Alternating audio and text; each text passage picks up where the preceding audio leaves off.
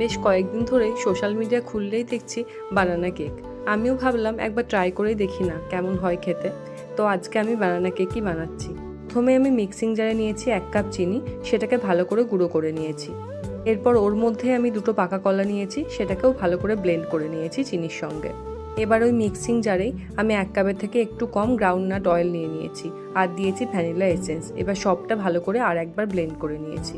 এবার নিয়ে নিয়েছি 2 কাপ ময়দা, 1 চামচ বেকিং পাউডার, সামান্য একটু বেকিং সোডা।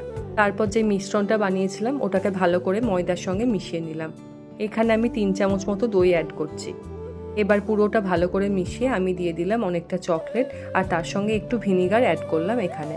এবার কেক টিনের ভিতরটা আমি একটু অয়েল আর ময়দা দিয়ে কোট করে নিয়েছিলাম, তারপর দিয়ে দিয়েছি ব্যাটারটা, উপর থেকে চকলেট ছড়িয়ে দিয়েছি। ব্যাস 30 থেকে 35 মিনিটের মধ্যেই রেডি বানানা কেক। কেকের টেক্সচারটা খুবই সফট হয়েছিল। তবে হ্যাঁ, যাদের পাকা কলার গন্ধ একদমই সহ্য হয় না তারা কিন্তু এই কেকটা বানিও না, বানালে কোকো পাউডার দিয়ে বানিও। Thank you.